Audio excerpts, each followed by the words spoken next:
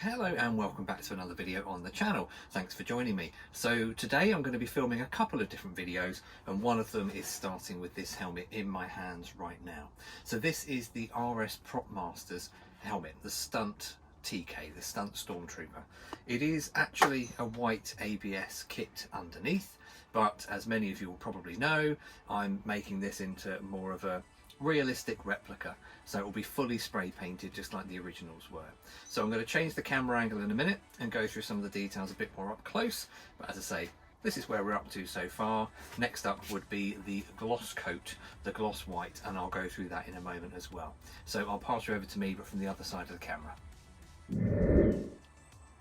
So let's have a closer look at the helmet. As I said, this is a white ABS kit. So if we actually look inside the helmet, you will see that it is a white ABS plastic underneath, but it's been sprayed with a couple of different coats. So obviously the helmet's been constructed, and then the first coat was this, which is Rust-Oleum Painter's Touch Fossil Satin, or Fossil Green. So it's a fossil satin finish. So this was sprayed over the whole helmet to give it that look of the green or khaki coloured HDPE. So you will see the photos of that on screen now.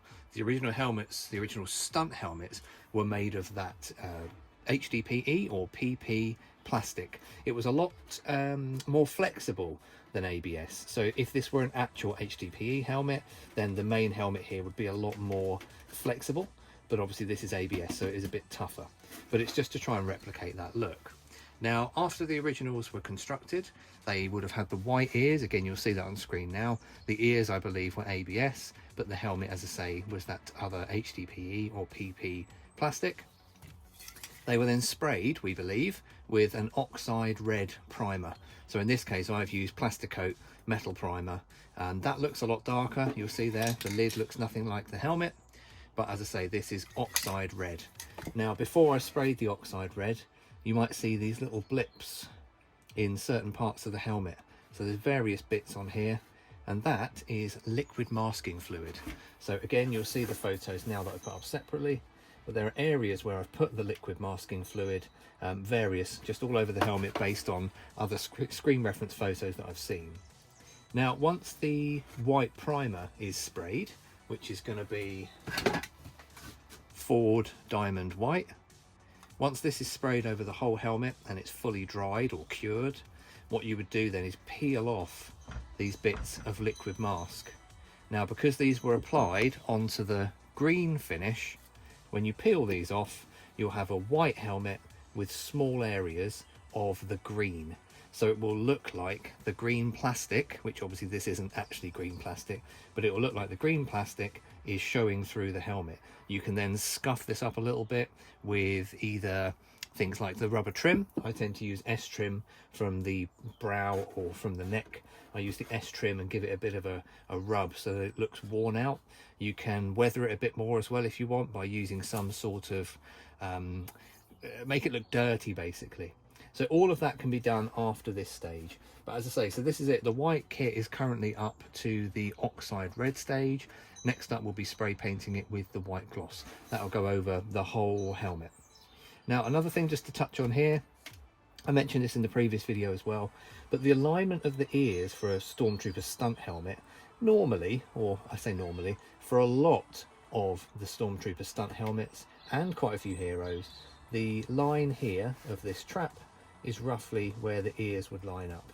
Now, it's not quite the same on the RS helmet. This is a bit more vertical, whereas when you flip it round, you'll see there, if you look at the screws, they line up really nicely down with this rear trap.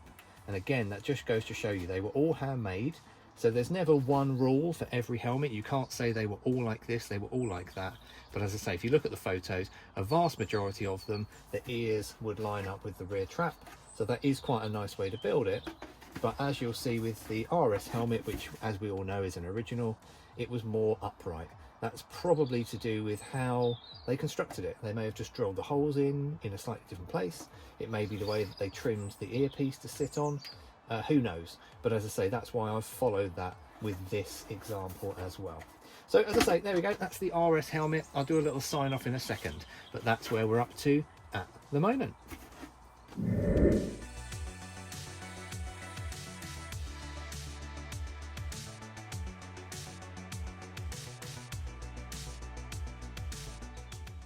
So there we go. Thank you for watching the video. I really hope you've enjoyed that. Next up will be the actual spray painting of the helmet, which, as I said in the other part of the video there, will be with the gloss white. So that'll really bring this thing into action. Obviously, once that's done, I can then start hand painting all of the details. And when all of that's done, then we can peel off that masking fluid and have it looking like a really worn out screen used helmet. So as I say, I really hope you've enjoyed the video. If you have, please feel free to drop a like and subscribe, drop a comment down below, and I'll see you in the next video. See you later.